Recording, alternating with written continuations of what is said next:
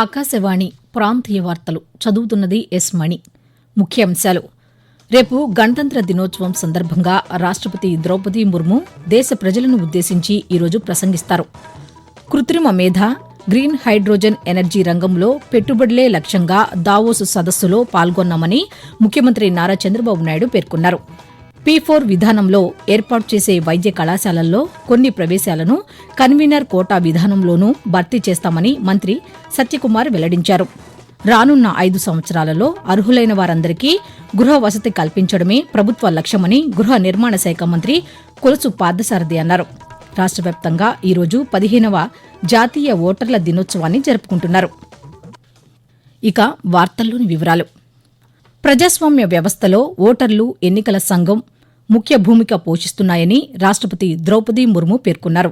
ఢిల్లీలో జరిగిన 15వ జాతీయ ఓటర్ల దినోత్సవంలో భాగంగా ఎన్నికల నిర్వహణలో ఉత్తమ సేవలు అందించిన అధికారులకు రాష్టపతి పురస్కారాలను అందజేశారు.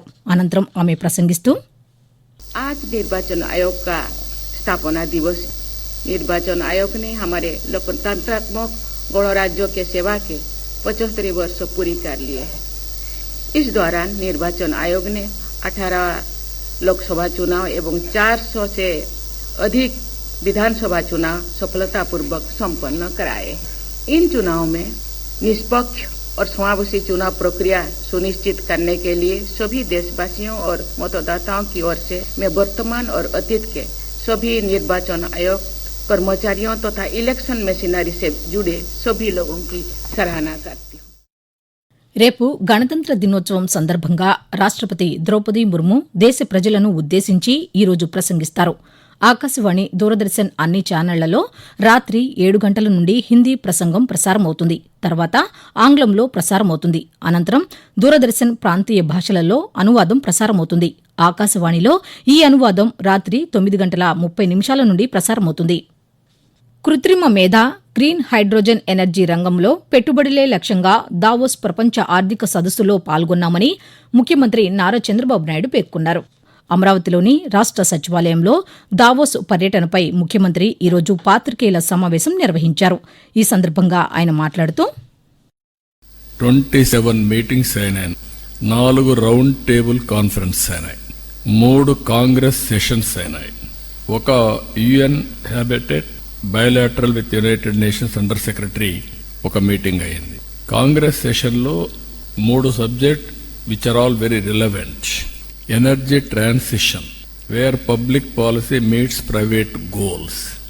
ఇప్పుడంతా కూడా ప్రపంచం మొత్తం మీరు చూస్తే AI, గ్రీన్ ఎనర్జీ ప్రపంచంతా కూడా మారుమోగిస్తుంది. ప్రభుత్వ, ప్రైవేటు, ప్రజల భాగస్వామ్యం P4 విధానంలో ఏర్పాటు చేసే వైద్య కళాశాలల్లో కొన్ని ప్రవేశాలను కన్వీనర్ కోటా విధానంలోనూ భర్తీ చేస్తామని వైద్య ఆరోగ్య శాఖ మంత్రి సత్యకుమార్ చెప్పారు. విజయవాడలోని బీజేపీ రాష్ట కార్యాలయంలో నిన్న జరిగిన వారధి కార్యక్రమంలో ఆయన పాల్గొన్నారు. ఈ సందర్భంగా మంత్రి పాతికేయులతో మాట్లాడుతూ ప్రజా సమస్యలను పరిష్కరించేందుకు ప్రాధాన్యత ఇస్తున్నామని చెప్పారు. రానున్న 5 సంవత్సరాలలో అర్హులైన వారందరికీ గృహ వసతి కల్పించడమే ప్రభుత్వ లక్ష్యమని గృహ నిర్మాణ శాఖ మంత్రి కొలుసు పార్థసారథి అన్నారు. పల్నాడు జిల్లా ఉప్పలపాడు గ్రామంలో అర్బన్ హౌసింగ్ లేఅవుట్లో ఏర్పాటు చేసిన లబ్దిదారుల అవగాహన సదస్సులో ఆయన పాల్గొని ప్రసంగించారు.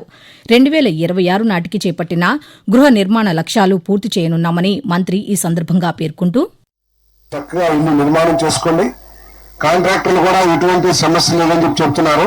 తప్పకుండా మీకు ఎటువంటి ఇబ్బంది లేకోకుండా పోలీస్ పెట్రోలింగ్ తో మీకు ధైర్యంగా నివాసం ఉండే అవకాశాలు కల్పిస్తామని చెప్పేసి కూడా మీకు మనం చేస్తాం.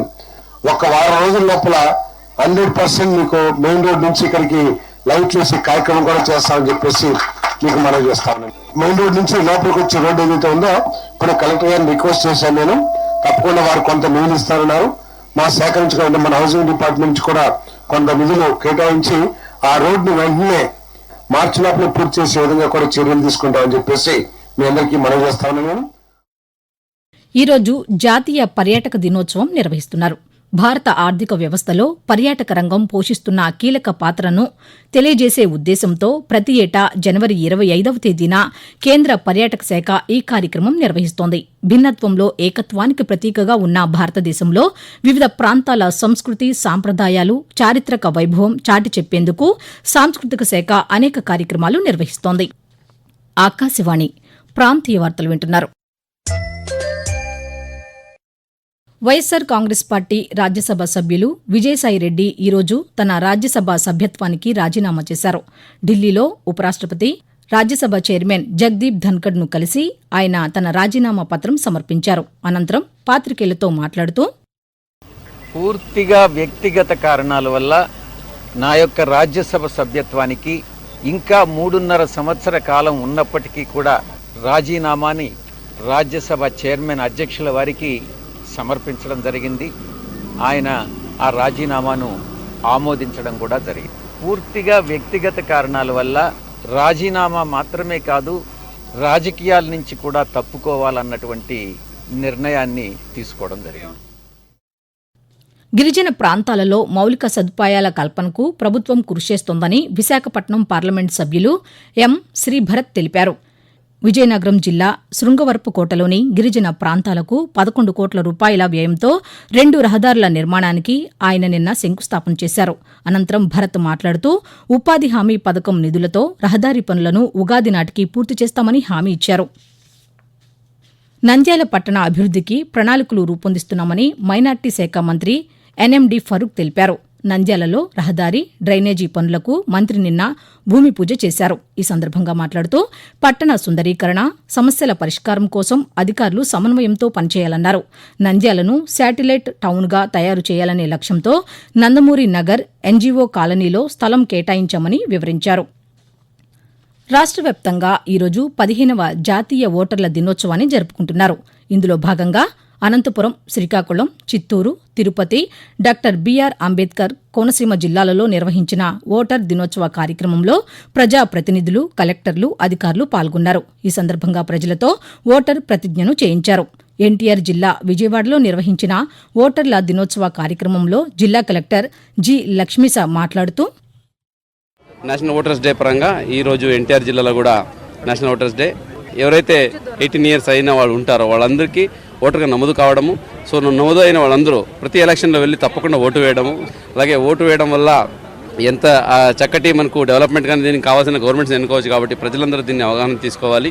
సో ఈ నేషనల్ ఓటర్స్ డే రోజున సో ప్రతి ఒక్క ఓటర్ ఏదైతే రిజిస్టర్ అవ్వాల్సి ఉంటుందో, ఇప్పుడే 18 సంవత్సరాలు అవుతున్నారో వాళ్ళకి రిజిస్ట్రేషన్ కౌంటర్ కూడా పెట్టడం జరిగింది. ప్రతి ఒక్కరు వచ్చి అక్కడ రిజిస్టర్ అవ్వచ్చు. సో ప్రతి గవర్నమెంట్ ఆఫీసెస్లో అలాగే ప్రతి మండలాల ఊర్లో కూడా ఈ కార్యక్రమం చేపడుతున్నాము. ఇక్కడ state level programme Tummalapalli Kalakshetram విజయవాడలో చెప్పడం జరుగుతుంది. పార్వతీపురం మన్యం జిల్లాలో వచ్చే నెల 10వ తేదీ నుంచి 12వ తేదీ వరకు బోధకాలు వ్యాధి నివారణ కార్యక్రమాన్ని నిర్వహించనున్నామని జిల్లా కలెక్టర్ ఏ. శ్యామ్ ప్రసాద్ తెలిపారు. పార్వతీపురం కలెక్టర్ కార్యాలయంలో వైద్య ఆరోగ్య శాఖ ఆధ్వర్యంలో జిల్లా సమన్వయ కమిటీ సమావేశాన్ని నిర్వహించారు. ఈ సమావేశంలో కలెక్టర్ మాట్లాడుతూ, జిల్లాలోని బలిజ మండలంలో బోధకాలు వ్యాధి కేసులు ఎక్కువగా ఉన్నట్లు తేలిందని తెలిపారు. అందులో భాగంగా జాతీయ కీటకజనిత వ్యాధి నియంత్రణ కార్యక్రమం కింద డీఈసీ, ఆల్బెండజోల్ మాత్రలు పంపిణీ చేయాలని తెలిపారు. ఈ కార్యక్రమంపై ప్రజలందరికీ తెలిసేలా విస్తృత ప్రచారం నిర్వహించి ఈ కార్యక్రమాన్ని విజయవంతం చేయాలని కలెక్టర్ కోరారు. ప్రాంతీయ వార్తలు ముగించే ముందు ముఖ్యాంశాలు మరోసారి. రేపు గణతంత్ర దినోత్సవం సందర్భంగా రాష్ట్రపతి ద్రౌపది ముర్ము దేశ ప్రజలను ఉద్దేశించి ఈరోజు ప్రసంగిస్తారు. కృత్రిమ మేధ, గ్రీన్ హైడ్రోజన్ ఎనర్జీ రంగంలో పెట్టుబడులే లక్ష్యంగా దావోస్ సదస్సులో పాల్గొన్నామని ముఖ్యమంత్రి నారా చంద్రబాబు నాయుడు పేర్కొన్నారు. P4 విధానంలో ఏర్పాటు చేసే వైద్య కళాశాలల్లో కొన్ని ప్రవేశాలను కన్వీనర్ కోటా విధానంలోనూ భర్తీ చేస్తామని మంత్రి సత్యకుమార్ వెల్లడించారు.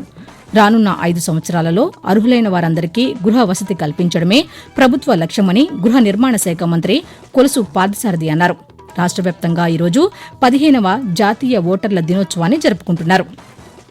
ఆకాశవాణి ప్రాంతీయ వార్తలు ఇంతటితో సమాప్తం. తిరిగి సాయంకాలం 6 గంటల 10 నిమిషాలకు వింటారు.